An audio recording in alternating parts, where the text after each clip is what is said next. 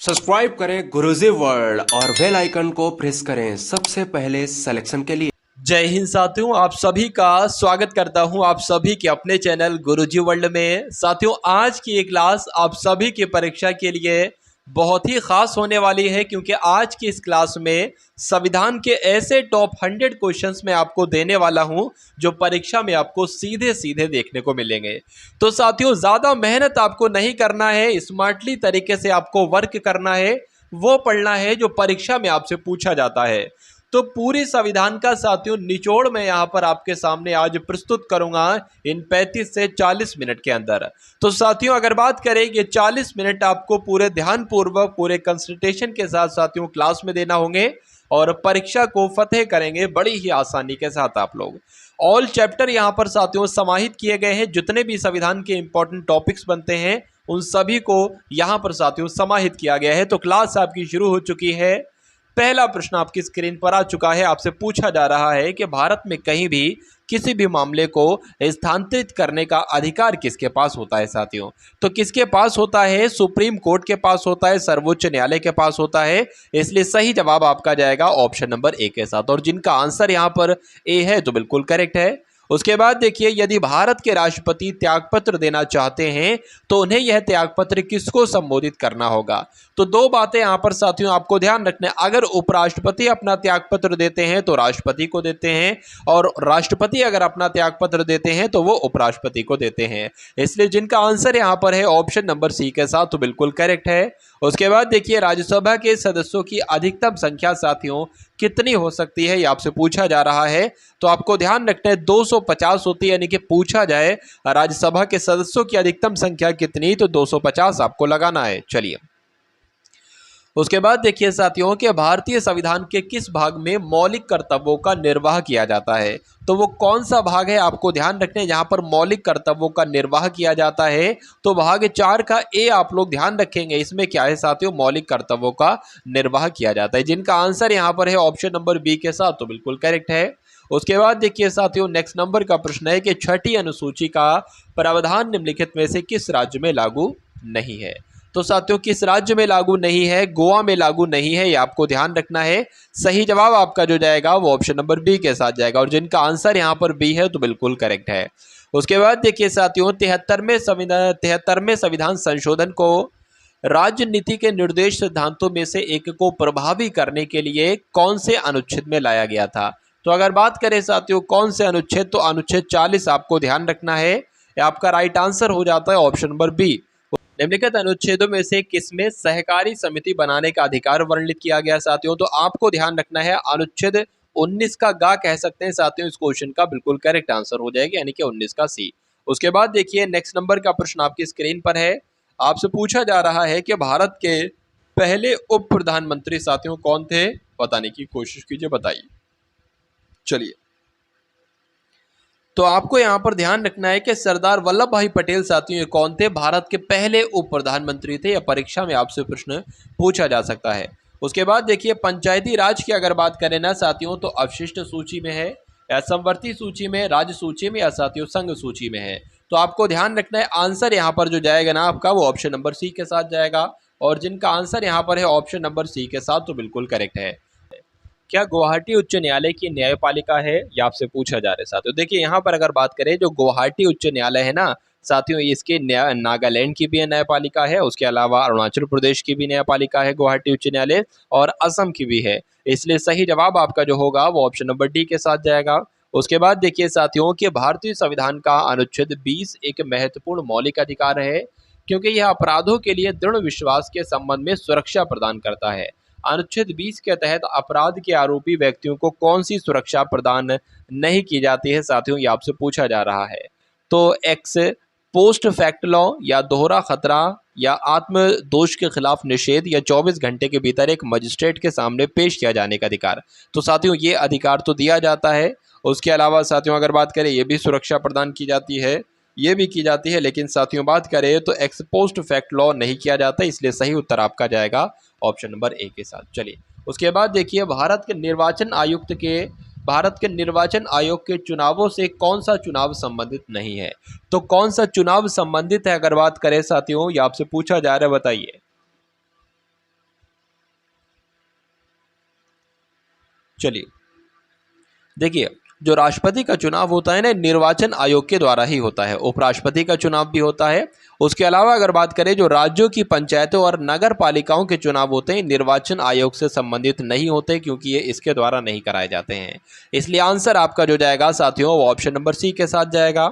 उसके बाद देखिए, नेक्स्ट नंबर का प्रश्न है कि राष्ट्रपति पूरे देश में या इसके किसी भी हिस्से में अनुच्छेद 352 के तहत राष्ट्रीय आपातकाल किस स्थिति में घोषित कर सकता है, ये आपसे पूछा जा रहा है, बताइए। तो अगर बात करें, जो कोई बाह्य आक्रमण की स्थिति होती है, इस स्थिति में भी घोषित कर सकता है, और सशस्त्र विद्रोह की स्थिति में भी घोषित कर सकता है। इसके अलावा साथियों अगर बात करें, तो आंसर की बात करें तो आंसर आपका डी होगा, यानी कि पहला और दूसरा यहाँ पर बिल्कुल सही हो जाता है। उसके बाद देखिए, अगले नंबर का प्रश्न आपकी स्क्रीन पर है, बताइए। सबसे बड़ा न्यायिक क्षेत्र किस उच्च न्यायालय का है? बॉम्बे हाई कोर्ट का, गुवाहाटी उच्च न्यायालय का, इलाहाबाद उच्च न्यायालय का, या कलकत्ता उच्च न्यायालय का? तो आपको ध्यान रखना है साथियों, गुवाहाटी उच्च न्यायालय का जो न्यायिक क्षेत्र है ना, ये सबसे बड़ा है, ये आपको ध्यान रखना है। चलिए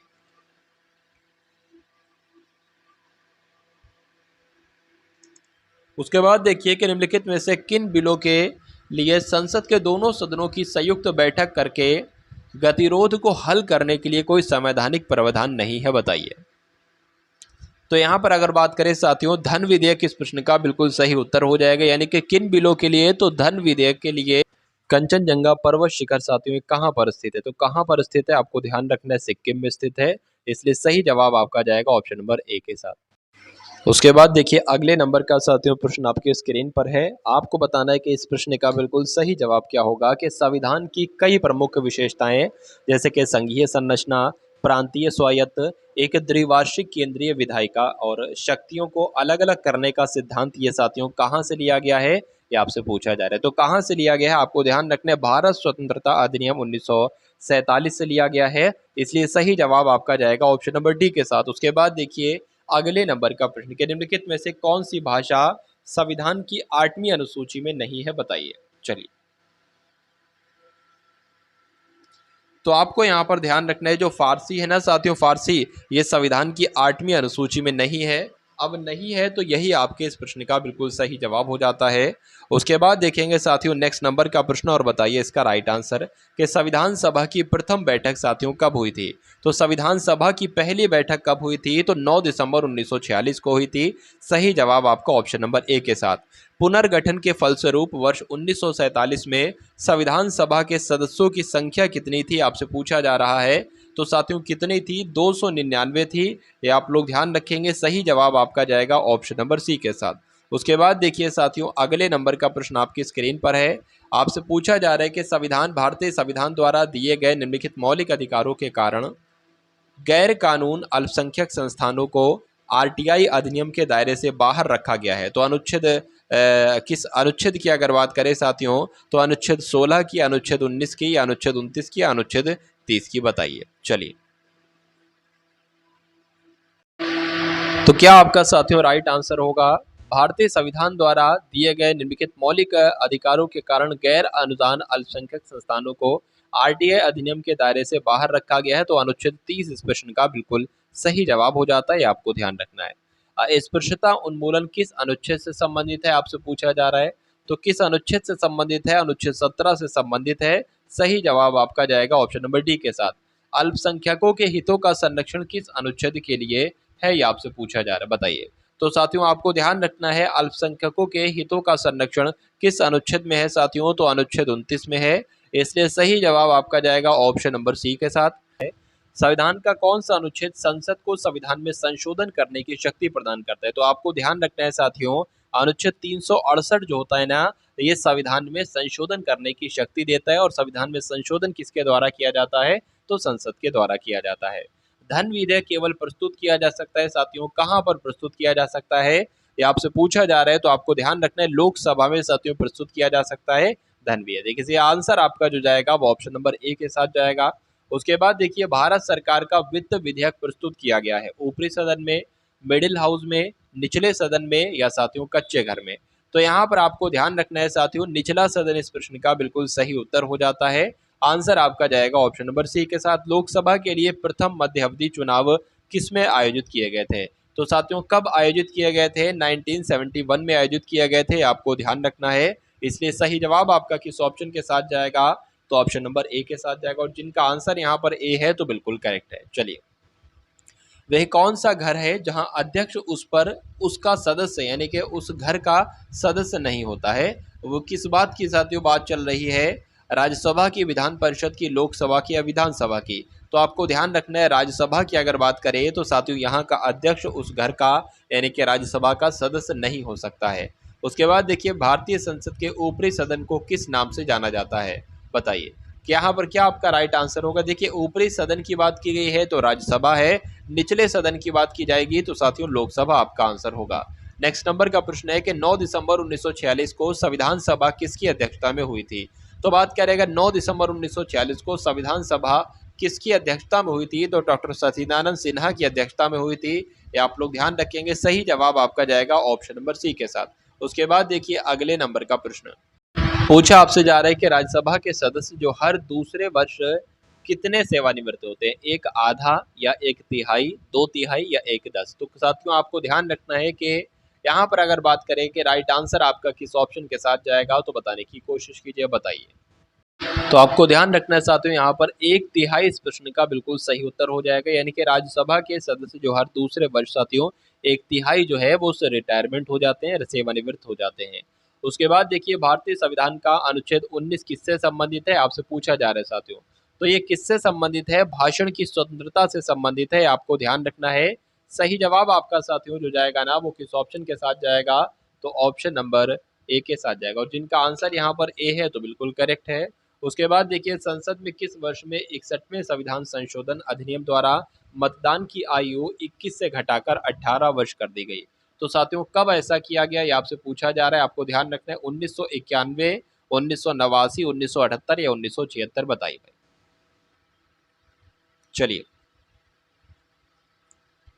तो आपको ध्यान रखना है साथियों, इस क्वेश्चन का राइट आंसर आपका जो होगा वो किस ऑप्शन के साथ जाएगा? 1989 इस प्रश्न का बिल्कुल सही उत्तर हो जाता है, और जिनका आंसर साथियों यहाँ पर है ऑप्शन नंबर सी के साथ तो बिल्कुल करेक्ट है। चलिए, उसके बाद देखिए नेक्स्ट नंबर का प्रश्न है कि ब्रिटिश ने किस वर्ष में भारत की संविधान सभा को बनाने के लिए मांग को स्वीकार कर लिया था?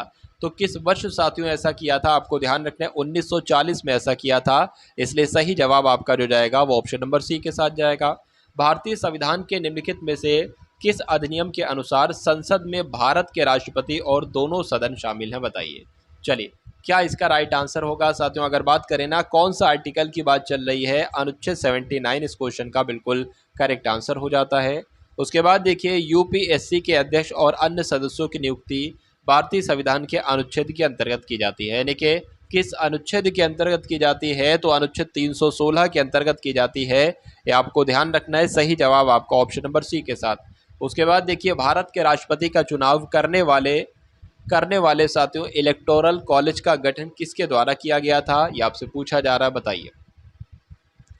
तो संसद के एक प्रमुख के द्वारा नहीं, गवर्नर के द्वारा नहीं, पूर्व राष्ट्रपति के द्वारा नहीं, या संसद और राज्य विधानसभाओं के निर्वाचित सदस्यों के द्वारा? तो आंसर की अगर बात करें ना तो आंसर आपका जाएगा ऑप्शन नंबर डी के साथ, और जिनका आंसर यहाँ पर डी है तो बिल्कुल करेक्ट है। उसके बाद देखिए साथियों, अगले नंबर का प्रश्न आपके स्क्रीन पर है, बताइए कि राष्ट्रपति और उपराष्ट्रपति के पद रिक्त होने की स्थिति में राष्ट्रपति के रूप में कार्य कौन करता है? तो राष्ट्रपति के रूप में साथियों कार्य कौन करेगा? तो भारत के मुख्य न्यायाधीश करेंगे, ये आप लोग ध्यान रखेंगे।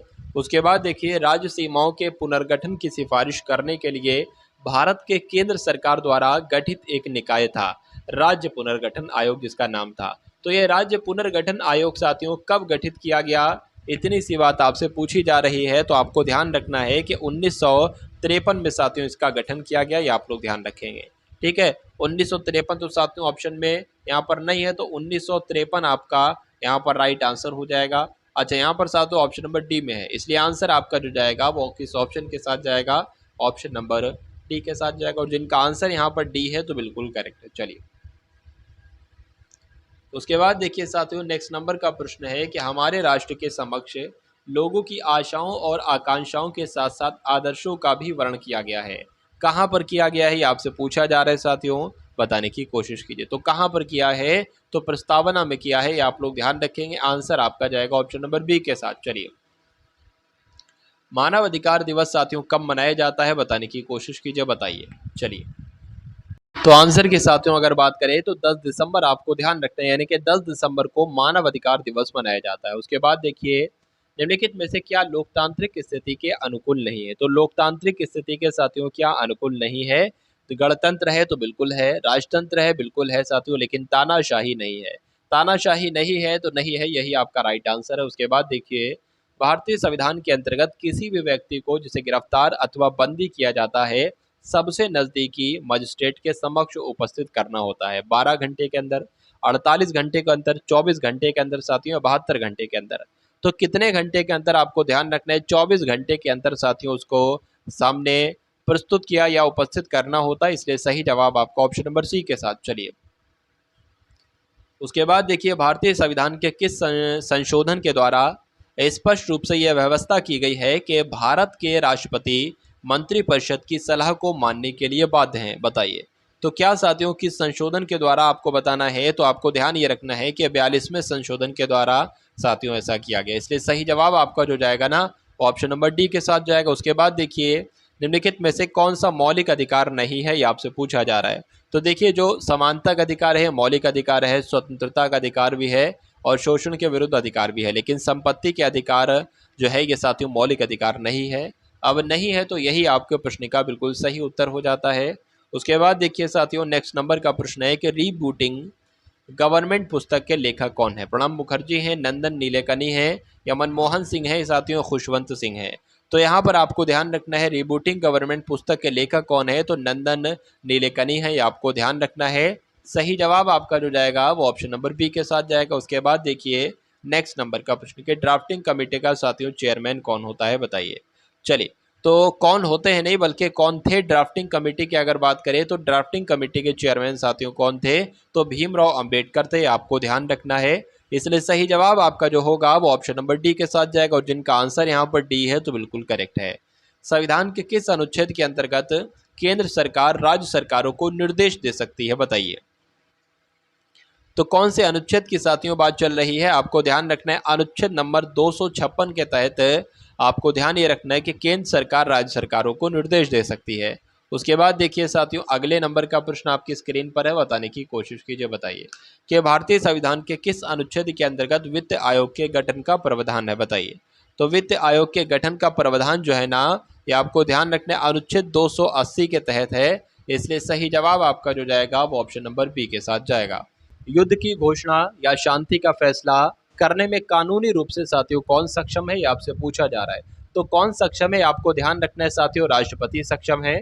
उसके बाद देखिए, बलवंत राय मेहता समिति का गठन जो किया गया था वो किस लिए किया गया था, भाषाई आधार पर राज्यों के गठन के लिए या पंचायती राज व्यवस्था के लिए या राजनीतिक दल को मान्यता प्राप्ति के लिए या साथियों आरक्षण की व्यवस्था करने के लिए। तो यहाँ पर आपको ध्यान क्या रखना है, ध्यान आपको ये रखना है कि पंचायती राज व्यवस्था, पंचायती राज समिति का गठन जो किया गया था, बलवंत राय मेहता समिति का गठन जो किया गया था वो पंचायती राज व्यवस्था से के लिए किया गया था, इसलिए सही उत्तर अगर आपका है ऑप्शन नंबर बी के साथ तो बिल्कुल करेक्ट है। उसके बाद देखिए साथियों, नेक्स्ट नंबर का प्रश्न है कि वित्त आयोग के गठन का प्रावधान कौन से अनुच्छेद में किया गया है। तो कौन से अनुच्छेद में किया गया है साथियों, अनुच्छेद 280 में किया गया है, इसलिए सही जवाब आपका ऑप्शन नंबर बी के साथ जाएगा। संविधान के किस अनुच्छेद के आधार पर देश में वित्तीय आपात की घोषणा की जा सकती है। तो क्या होगा साथियों, इस क्वेश्चन का राइट आंसर बताने की कोशिश करेंगे आप सभी लोग, बताइए। तो आपको ध्यान रखना है साथियों, अनुच्छेद अगर 360 की बात करते हैं तो इसके आधार पर देश में वित्तीय आपात की घोषणा की जा सकती है। नेक्स्ट नंबर का प्रश्न है कि राज्यों का भाषाई आधार पर गठन जो किया गया था वो किस वर्ष किया गया था। तो किस वर्ष साथियों किया गया था, ये आपको ध्यान रखना है, बताने की कोशिश करेंगे। 1956 आपका राइट आंसर हो जाता है, और जिनका आंसर यहाँ पर ऑप्शन नंबर ए है तो बिल्कुल करेक्ट है। उसके बाद देखिए, अगला प्रश्न आपकी स्क्रीन पर कि भारतीय संविधान में किस अनुच्छेद को संविधान की आत्मा के नाम से जाना जाता है, बताइए। चलिए, तो अगर बात करें कौन से अनुच्छेद को संविधान की आत्मा के रूप में जाना जाता है, अनुच्छेद 32 को संविधान की आत्मा के रूप में जाना जाता है, आपको ध्यान रखना है। संविधान में राज्य का मतलब क्या होता है, बताइए भाई।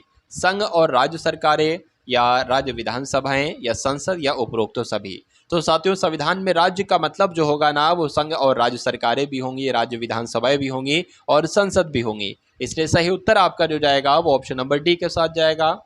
भारत में कानूनी संप्रभुता राष्ट्रपति के पास निहित होती है या संविधान के पास या संसद के पास साथियों या न्यायतंत्र के पास। चलिए, तो आपको यहाँ पर जो ध्यान रखना है, जो कानूनी संप्रभुता है ना साथियों, ये संविधान में ही निहित होती है। सही उत्तर आपका जो जाएगा वो ऑप्शन नंबर बी के साथ जाएगा। साथियों ये सभी के सभी क्वेश्चन में आपको अगर बताऊं तो भारतीय संविधान के सबसे इंपॉर्टेंट 100 क्वेश्चन हम लोग यहाँ पर आज की क्लास में देख रहे हैं। तो एक एक क्वेश्चन साथियों आपकी परीक्षा के लिए बहुत ही महत्वपूर्ण है। ये ट्रेंड करेंगे, यानी कि ये परीक्षा में साथियों आपसे पूछे जाएंगे, इसलिए इन सभी क्वेश्चंस को स्टोर कर लीजिएगा अपने मनोमस्तिष्क में। उसके बाद देखिए भारतीय संविधान का संरक्षक साथियों कौन होता है, तो सर्वोच्च न्यायालय की अगर बात करें, सुप्रीम कोर्ट की अगर बात करें तो यही भारतीय संविधान का संरक्षक है। उसके बाद देखिए 1 रुपए के नोट किसके द्वारा जारी किए जाते हैं, आपसे पूछा जा रहा है। तो किसके द्वारा जारी किए जाते हैं साथियों, भारतीय रिजर्व बैंक के द्वारा, भारतीय स्टेट बैंक के द्वारा, भारत के राष्ट्रपति के द्वारा या भारत सरकार के द्वारा। तो किसके द्वारा साथियों, भारत सरकार के द्वारा, ये आपको ध्यान रखना है। सही जवाब आपका जो जाएगा वो ऑप्शन नंबर डी के साथ जाएगा।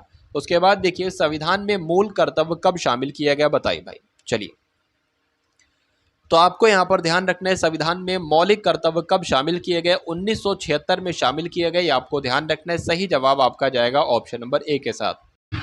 संसद के किसी सदन और इसकी समिति और सदस्यों की शक्तियां, विशेष अधिकार और अधिकार मुख्य रूप से भारत के संविधान के अनुच्छेद किसमें निर्धारित किया गया है साथियों। तो यहाँ पर आप लोग ध्यान रखेंगे अनुच्छेद 105 में निर्धारित किया गया है।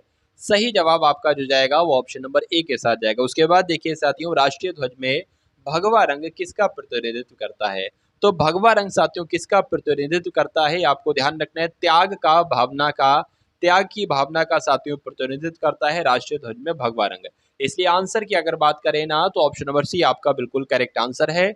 उसके बाद देखिए कि निम्नलिखित में से कौन सा संविधान का अनुच्छेद भारत को भारत के रूप में वर्णित करता है, तो साथियों कौन सा अनुच्छेद है, अनुच्छेद कोई नहीं साथियों, अनुच्छेद 1 आपको सिर्फ ध्यान रखना है। यानी कि अनुच्छेद 1 में साथियों क्या बताया गया है कि भारत को भारत के रूप में यहाँ पर वर्णित किया गया है अनुच्छेद 1 में।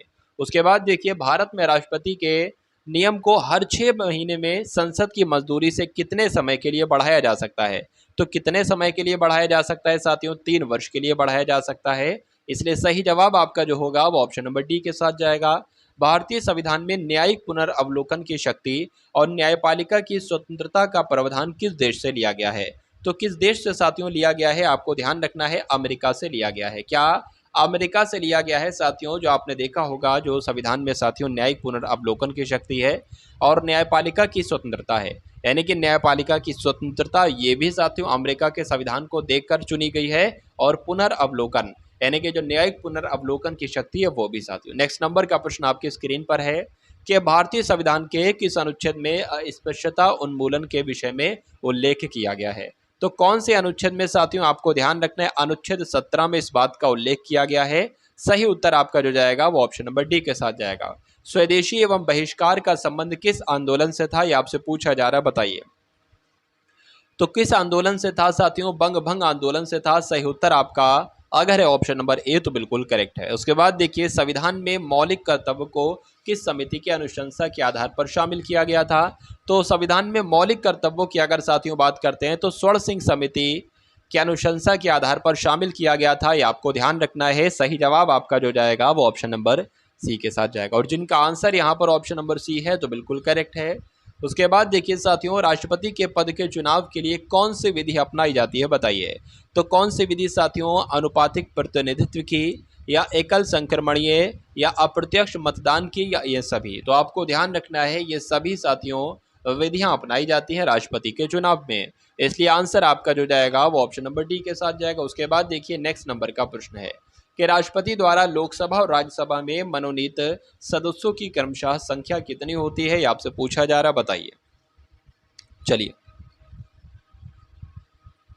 तो यहां पर अगर बात करें साथियों, अगर ये देखिए प्रश्न में थोड़ा सा दिक्कत आएगा, ठीक है। यहां पर आपसे सिर्फ इतना पूछा जाएगा कि राज्यसभा में मनोनीत सदस्यों की संख्या कितनी होती है जो राष्ट्रपति चयन करते हैं, तो आपको 12 लगाना है साथियों, इतना आपको ध्यान रखना है। उसके बाद देखिए नेक्स्ट नंबर का प्रश्न आपकी स्क्रीन पर है, बताने की कोशिश कीजिए, बताइए।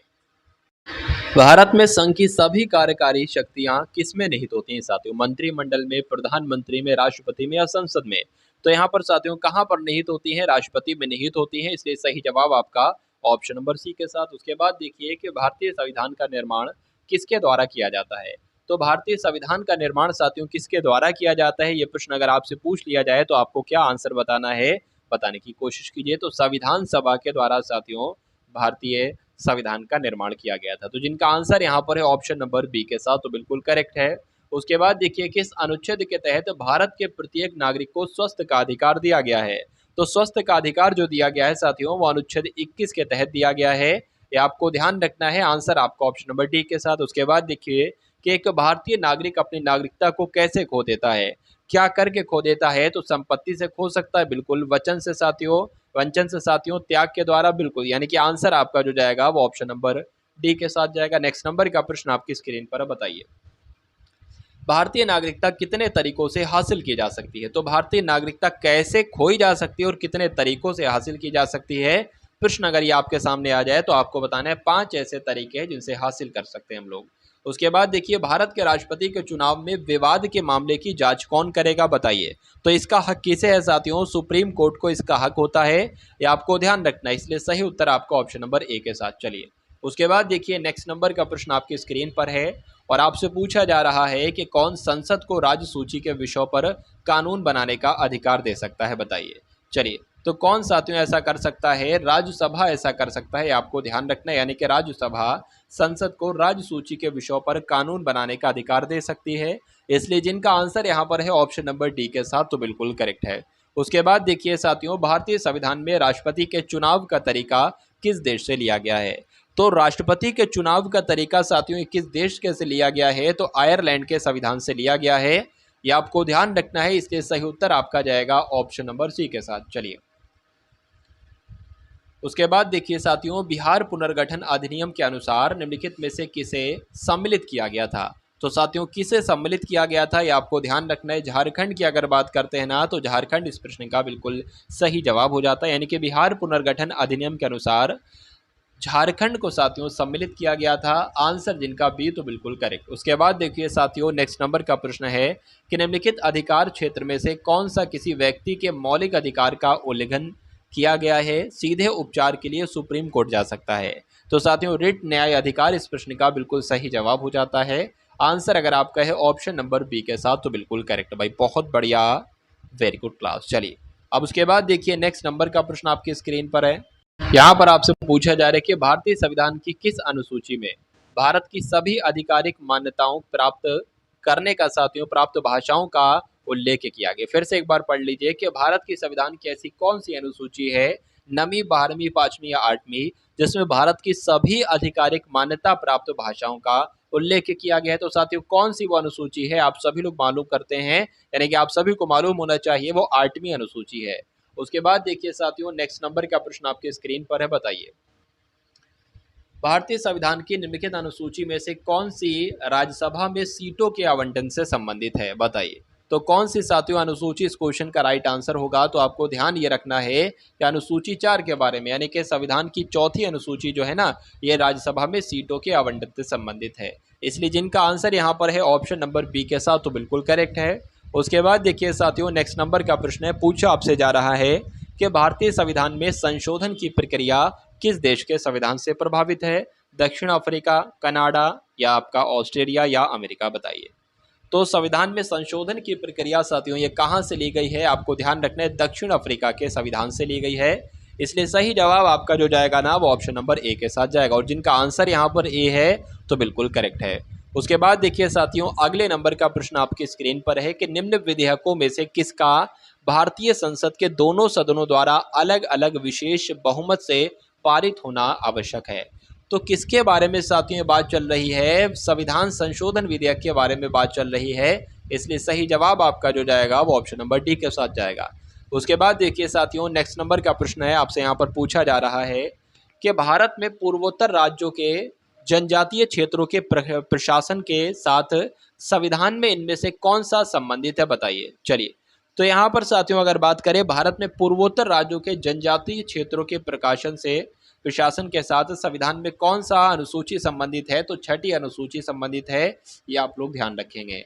उसके बाद देखिए निम्नलिखित में से कौन भारतीय संविधान की दूसरी अनुसूची से संबंधित है, बताइए भाई। देखिए अगर बात करें ना दूसरी अनुसूची, तो दूसरी अनुसूची में साथियों किस बात का जिक्र किया गया है, अधिकारियों के वेतन के बारे में साथियों बातचीत की गई है, इसलिए सही उत्तर आपका जाएगा ऑप्शन नंबर बी के साथ। और जिनका आंसर यहाँ पर बी है तो बिल्कुल करेक्ट है। उसके बाद देखिए अगले नंबर का प्रश्न आपकी स्क्रीन पर बताइए। चलिए, केंद्र सरकार के खर्च को नियंत्रित करने का एकमात्र अधिकार निम्नलिखित में से किसके पास है, तो साथियों जो केंद्र सरकार के खर्च है ना, इसको नियंत्रित करने का अधिकार सिर्फ और सिर्फ किसके पास है, तो सिर्फ और सिर्फ साथियों संसद के पास है, इसलिए सही जवाब आपका जो होगा वो ऑप्शन नंबर डी के साथ जाएगा। उसके बाद देखिए साथियों फूट डालो और राज करो, ये नीति साथियों किसने अपनाई थी, आपसे पूछा जा रहा है। लॉर्ड कर्जन ने, लॉर्ड विलियम बेंटिक ने, लॉर्ड माउंटबेटन ने, या साथियों लॉर्ड क्रिप्स ने। तो किसने साथियों ये नीति डाली थी, आपको ध्यान रखना है लॉर्ड कर्जन इस प्रश्न का बिल्कुल सही उत्तर है भाई। यानी कि फूट डालो और राज करो की नीति किसने अपनाई थी, तो लॉर्ड कर्जन ने अपनाई थी। जिनका आंसर यहाँ पर ए है तो बिल्कुल करेक्ट है। उसके बाद देखिए हमारे संविधान में कितनी अनुसूचियां हैं, ये आपसे पूछा जा रहा है। 12 हैं, 11 हैं, 10 हैं या 8 हैं। तो कितनी अनुसूचियां हैं साथियों, 12 अनुसूचियां हैं, इसलिए आंसर आपका जो जाएगा वो ऑप्शन नंबर ए के साथ जाएगा। और जिनका आंसर यहाँ पर ऑप्शन नंबर ए है तो बिल्कुल करेक्ट है। उसके बाद देखिए साथियों के राज्य भूमि सुधार भारतीय संविधान की किस अनुसूची के तहत आता है, 9वीं अनुसूची, 10वीं अनुसूची, या साथियों 7वीं अनुसूची या 8वीं अनुसूची। अगर बात करें ना इस क्वेश्चन का राइट आंसर आपका क्या हो सकता है, तो आपको ध्यान रखना है 9वीं अनुसूची इस प्रश्न का बिल्कुल सही जवाब हो जाता है। यानी कि राज्य भूमि सुधार भारतीय संविधान की 9वीं अनुसूची के तहत आता है। चलिए उसके बाद देखिए 91 नंबर का प्रश्न आपकी स्क्रीन पर है और आपसे यहाँ पर पूछा जा रहा है कि भारत के पहले राष्ट्रपति के रूप में साथियों अगर बात करें ना डॉक्टर राजेंद्र प्रसाद का चुनाव जो किया गया था ये किसके द्वारा किया गया था, किसके द्वारा किया गया था, संविधान सभा के द्वारा, महात्मा गांधी जी के द्वारा, प्रशासन प्रधानमंत्री जी के द्वारा, या किसके द्वारा। तो आपको ध्यान रखना है साथियों संविधान सभा के द्वारा किया गया था, इसलिए सही उत्तर आपका ऑप्शन नंबर ए के साथ। चलिए पूछा जा रहा है भारत एक गणतंत्र है, इसका अर्थ क्या है, तो साथियों भारत एक गणतंत्र है इसका मतलब क्या है कि भारत में कोई वंशानुगत शासक नहीं है। ठीक है, इसलिए आंसर आपका जो जाएगा वो ऑप्शन नंबर सी के साथ जाएगा। और जिनका आंसर यहाँ पर सी है तो बिल्कुल करेक्ट है। उसके बाद देखिए साथियों के निम्नलिखित में से कौन सा शब्द भारत के संविधान की उद्देशिका में नहीं है, समाजवादी नहीं है, पंथ निरपेक्ष नहीं है, प्रभुत्व संपन्न नहीं है, या लोक कल्याण नहीं है। तो साथियों कौन सा नहीं है, अगर बात करें आंसर की तो लोक कल्याण नहीं है, बाकी ऊपर वाले तीनों हैं। इसलिए सही जवाब आपका किस ऑप्शन के साथ जाएगा, तो ऑप्शन नंबर डी के साथ जाएगा। कल्याणकारी राज्य का उद्देश्य क्या है, यह आपसे पूछा जा रहा है। तो कल्याणकारी राज्य का साथियों उद्देश्य क्या है, अधिकतम संख्या का अधिकतम कल्याण सुनिश्चित करना नहीं, कमजोर वर्गों के कल्याण का प्रबंधन करना, ये बिल्कुल सही आपका हो जाएगा। यानी कि आंसर आपका जो जाएगा ना ऑप्शन नंबर बी के साथ जाएगा। उसके बाद देखिए वर्तमान में भारतीय संविधान में गणना की दृष्टि से कुल कितने भाग और कितनी अनुसूचियां हैं, तो कितने भाग हैं साथियों, तो 22 भाग हैं। कितनी अनुसूचियां हैं साथियों, तो 12 अनुसूचियां हैं, इसलिए सही जवाब आपका जो होगा वो ऑप्शन नंबर बी के साथ जाएगा। वर्तमान में भारतीय संविधान में धाराओं की कुल संख्या कितनी है साथियों, तो कितनी है, लगभग 448 है। आंसर आपका ऑप्शन नंबर डी हो जाता है। उसके बाद देखिए साथियों अगले नंबर का प्रश्न कि लोकसभा तथा राज्यसभा की संयुक्त बैठक कब होती है, यह आपसे पूछा जा रहा है, बताइए भाई। चलिए कभी नहीं, संसद का सत्र शुरू होने के 10 दिन बाद, या संसद का सत्र शुरू होने पर, या संसद का सत्र खत्म होने पर। तो आपको ध्यान रखना है राज्यसभा और लोकसभा की संयुक्त बैठक जो होगी वो साथियों संसद का सत्र शुरू होने पर होगी। सही जवाब आपका ऑप्शन नंबर सी। उसके बाद देखिए 98 नंबर पर क्वेश्चन कि 1938 में किस व्यक्ति ने वयस्क मत अधिकार के आधार पर संविधान सभा के गठन की मांग की थी साथियों, तो किसने की थी, आपको ध्यान रखना है पंडित जवाहरलाल नेहरू ने की थी, इसलिए आंसर आपका जो जाएगा वो ऑप्शन नंबर बी के साथ जाएगा। और जिनका आंसर यहाँ पर बी है तो बिल्कुल करेक्ट है। चलिए वर्ष 1942 में किस योजना के तहत यह स्वीकार किया गया था कि भारत में एक निर्वाचित संविधान सभा का गठन होगा जो युद्ध परांत यानी कि युद्ध परांत संविधान का निर्माण करेगी। चलिए तो इस क्वेश्चन का राइट आंसर आप लोग एक बार बता दीजिए। तो क्रिप्स योजना इस प्रश्न का बिल्कुल सही उत्तर हो जाता है। यानी कि 1942 में क्रिप्स योजना के तहत स्वीकार किया गया था कि भारत में एक निर्वाचित संविधान सभा का गठन होगा जो युद्धोपरांत संविधान का निर्माण करेगी। उसके बाद देखिए आज की इस क्लास का अंतिम प्रश्न साथियों आपकी स्क्रीन पर है कि राज्यसभा के लिए नामित प्रथम फिल्म अभिनेत्री कौन थी? मधुबाला, रेखा, नरगिस दत्त या हेमा मालिनी? तो यहाँ पर साथियों अगर बात करें ना तो आंसर की अगर बात करें तो क्या आपका आंसर होगा? एक बार कमेंट सेक्शन में साथियों इस क्वेश्चन का आंसर आपको बताना है, क्या इसका राइट आंसर होगा। तो ये क्लास आपको साथियों कैसी लगी? उम्मीद करता हूँ क्लास आपको पसंद आई होगी। अगर पसंद आई है तो क्लास को एक बार लाइक करके क्लास को शेयर कीजिएगा। मिलते हैं हम सभी लोग आने वाली वीडियो में। जय हिंद। सब्सक्राइब करें गुरुजी वर्ल्ड और बेल आइकन को प्रेस करें सबसे पहले सिलेक्शन के लिए।